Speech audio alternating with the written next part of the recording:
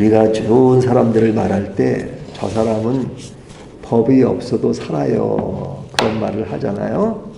법이 없이 살 수 있다면 얼마나 좋은 것입니까? 법이 왜 있죠? 법이 있는 이유는 더 이상 법이 없게 하기 위해서 있는 겁니다. 경찰이 왜 있죠? 더 이상 경찰이 없게 하기 위해서 경찰이 있는 겁니다. 의사가 왜 있죠? 더 이상 의사가 없게 하기 위해서 의사가 있는 겁니다. 물론 재미있는 표현이긴 하지만요. 이 법이 그 자체가 본질이 아니고 법은 사람들에게 평안과 그리고 질서와 그리고 유익을 위해서 있는 겁니다.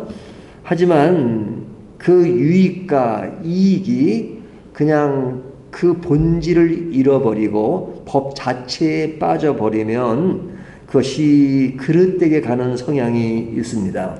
예를 들면 음식을 먹을 때 깨끗한 손으로 먹는 건 너무 당연하죠. 위생적으로 좋고 당연히 그래야 합니다. 하지만 이것을 법으로 딱 규제를 해버려요. 손을 씻지 않으면 그것은 처벌을 받아. 뭐 손을 씻으면 죄야. 뭐 이렇게 딱 규제를 해버리면 그때부터는 그 규제에 의해서 그것이 더 다른 면으로 해석되는 성향이 있습니다. 그러면 어디에 사람들이 집중하게 돼요? 사람들이 손을 씻느냐 씻지 않느냐, 씻지 않는 것에 주목합니다. 손을 씻으면 건강에 좋은 건데 법으로 규정되면 사람들이 씻지 않는 것에 관심을 갖게 돼요. 씻지 않는 것에. 그러니까 저 사람은 손을 씻지 않았구나 라고 지적하게 되고요. 또 지키는 사람은 그냥 그 지키는 기본기에만 빠집니다. 그러니까 손을 씻기만 하면 되니까 손을 씻으면 죄가 아닌 거예요. 그러면 손을 어느 정도 씻어야 씻는 거냐? 그냥 손을 물에다 확 담그고 비누칠까지 해야 되느냐? 비누칠은 안 해도 그냥 뭐 손만 쉬면 되느냐, 아니면 살짝 물만 대면 되느냐 하는 것을 따지게 된단 말이죠. 그래서 나온 것이 뭐예요? 율법이 있는데 율법을 놔두고 장로들의 전통이 나온 겁니다. 장로들의 전통. 이 장로들의 전통이 뭐예요? 이제 씻을 때 어느 선까지 씻어야 되느냐 하는 것을 더 보완하고 보충하는 것이 뭐예요? 장로들의 전통이에요. 그러니까 최소한 손가락 정도는 물에 담궈야지만 씻는 걸로 볼 수 있다. 뭐 이렇게 정하는, 뭐 실제 그렇다는 게 아니라요. 그런 조항들이 나온단 말이죠. 예를 들면 안식일을 지키라 그러죠. 그런 장로들의 전통은 안식일은 어떻게 지켜야 되느냐? 일하지 말라. 그러면 어느 선까지 일하지 말아야 되느냐? 걸음걸이를 하면 몇 일을 가야 되느냐? 5일을 가야 되느냐? 10일을 가야 되느냐? 이런 규정을 하는 것이 뭐예요?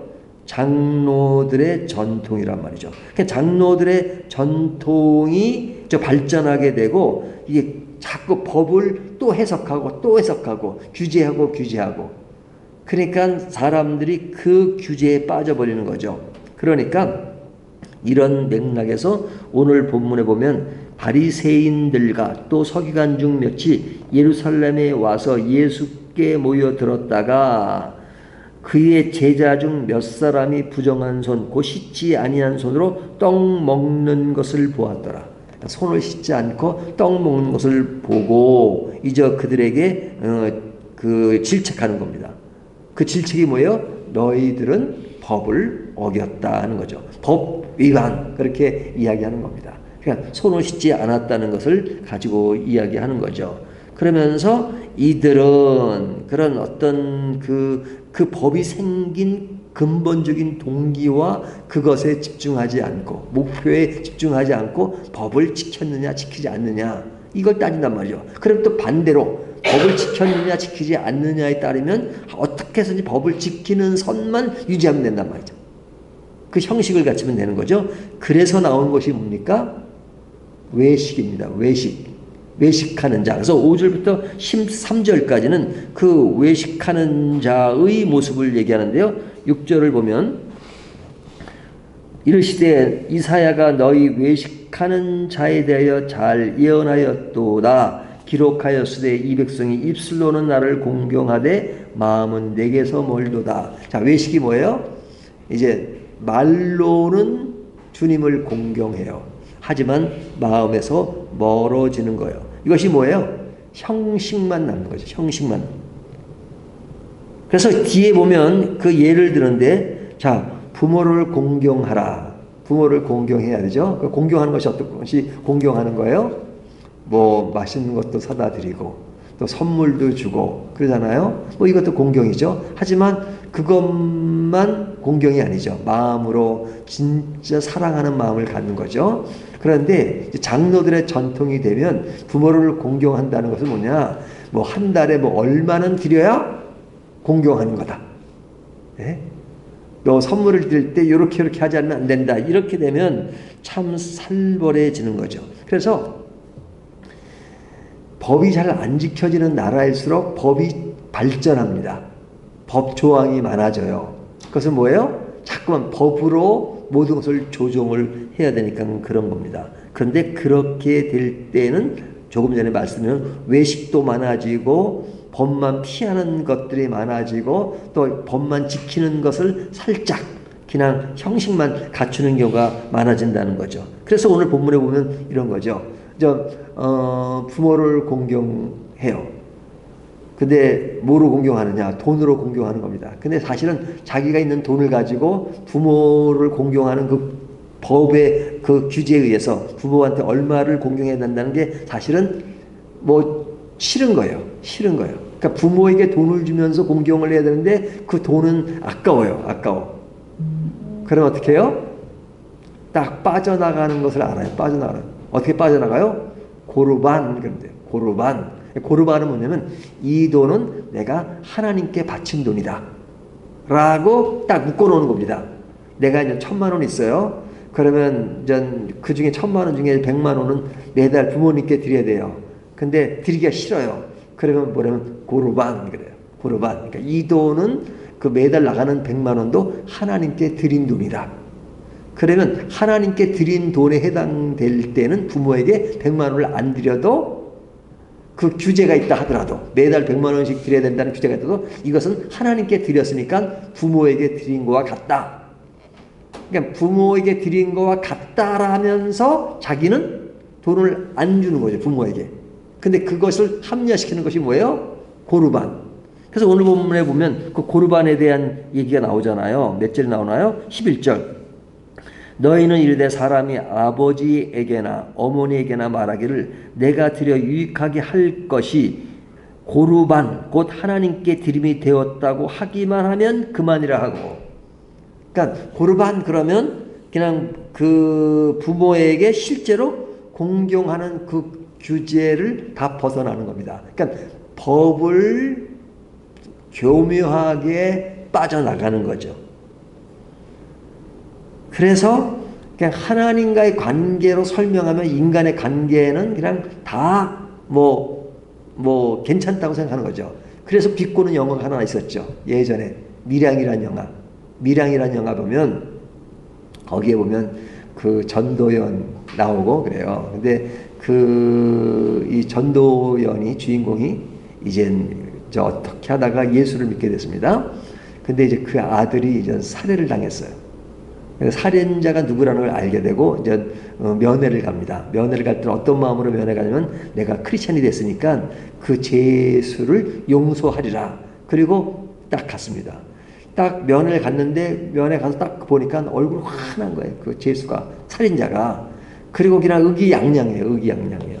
그러니까 자기를 보면 그냥 자기 아들을 죽였기 때문에 그냥 기가 팍 죽어가지고 뭐 미안해하고 그럴 줄 알았는데 전혀 미안해하지 않고 얼굴이 환한 거예요. 근데 그 사람이 뭐라고 하냐면 이러는 겁니다. 이 감옥 생활이 어떠세요? 이렇게 물어보니까 감옥 생활 속에 저는 굉장히 행복합니다. 그래요. 살인자가. 왜요? 제가 감옥에 와서 예수님을 믿게 됐거든요. 예수님을 만나니까 하나님을 믿으니까 그렇게 평안이 오는 거예요. 평안이 온 거예요. 하나님이 내 모든 죄를 다 용서하셨거든요. 그러니까 그 말을 듣는 그 영화의 주인공 전도연이 완전 돌아버리는 거죠. 그 사람이 자기 아들을 죽인 사람인데 그 죽인 것에 대해서 전혀 미안해하지 않고 하나님이 모든 걸 용서하셨으니까 나한테는 살인한 것도 괜찮다 이런 말이냐. 그러면서 하나님이 용서하셨다고 모든 인간에 대해서 죄진 것에 대해서 전혀 불편한 기색을 보이지 않는 것에 대해서 완전 돌아버리고 그때부터 완전 뒤돌아서 가지고 교회에 대한 어떤 핍박은 아니지만 아주 그냥 증오 이런 거 하는 그 영화가 밀양이라는 영화예요. 그러니까 기독교의 어떤 그런 잘못 가고 있는 그런 모습을 비아냥거린 영화입니다. 그 영화 보면서 이렇게 기분이 안 좋았어요. 근데 실제로 그것이 기독교 교리는 아니잖아요. 하나님을 사랑하면 이웃도 사랑하는 것이 기독교 교리이고 그 다음에 사람에게 미안한 것들을 용서받는 것도 기독교 교리잖아요. 결코 밀양이라는 영화가 그렇게 하는 것이 아니잖아요. 하지만 그런 성향이 있단 말이죠. 성향이 있단 말이죠. 그러니까 하나님께 용서받으면 사람은 다 괜찮다라는 것, 그것이 뭐예요? 외식하는 자의 모습에 나오는 거죠. 고르반 것이 그거였잖아요. 고르반. 그러니까 하나님을 사랑하면 이웃을 사랑하는 것이 정말로 아름다운 모습인데 하나님을 사랑한다고 해서 이웃은 안 사랑해도 하나님 사랑하는 거로 다 끝났다라고 말해버린다면 그것은 모순이란 말이죠. 그렇기 때문에 참된 경건이라는 것은 뭐예요? 참된 경건이라고 하는 것은 밖에서 안으로 드리는 것이 아니라 마음의 것이 바깥으로 나오는 것이다. 그렇게 이야기합니다. 그러니까 사람에게 나오는 그런 배설물 그런 것이 지저분한 것이 아니다 라고 이야기하잖아요. 22절 이렇게 말하죠. 22절 뒤에 보면 나옵니다. 그런 얘기가 나옵니다. 그러니까 우리가 이 말씀을 통해서 특별하게 생각해야 될 것은 하나님의 법은 굉장히 중요합니다. 또 하나님의 말씀도 굉장히 중요합니다. 하지만 형식에 매이지 말고 뭐에 충실한 얘기예요? 본질에 충실하는 거예요. 그 법이 가는 그 본질적인 의미를, 그래서 겉멋에 따라가는 것이 아니라 마음에 담긴 진실한 마음, 하나님을 진실하게 사랑하고 이웃을 진실하게 사랑하고 어떤 법의 규제에 의해서가 아니라 정말로 그냥 자유롭게 해나가는 것. 그러니까 사실은 법이 없이 살 수 있다면 얼마나 좋겠어요. 우리 수지 지역을 다니면요, 이렇게 신호등이 많잖아요. 그러니까 새벽기도 오면 신호등에 아무도 없어요. 사람도 없고 차도 없어요. 근데 그냥 빨간불이니까 어떨 때는 1분 3초를 기다려야 돼요. 사람도 없는데. 그럴 때 보면은 좀 아깝다는 생각은 들어요. 아깝다는 생각은 들어요. 하지만 영국에는 신호등이 많지 않고 라운드어바웃이라고 하는 게 있어요. 이렇게. 우리나라도 그런 게 있습니다. 이렇게 가운데 분수대 같은 게 있고 신호등이 없이 그냥 알아서 척척척 들어가요. 그거는 뭐예요? 질서를 잘 지키면은 그 라운드어바웃은 굉장히 좋은 겁니다. 뭐 기다릴 필요도 없어요. 하지만 질서를 안 지키는 사람들이 하면 그거는 막힘의 원인이 돼요. 서로가 막 끼어들어가면 안 되죠. 하지만 양보하면서 쓱 돌면 원활하게 돌아가잖아요.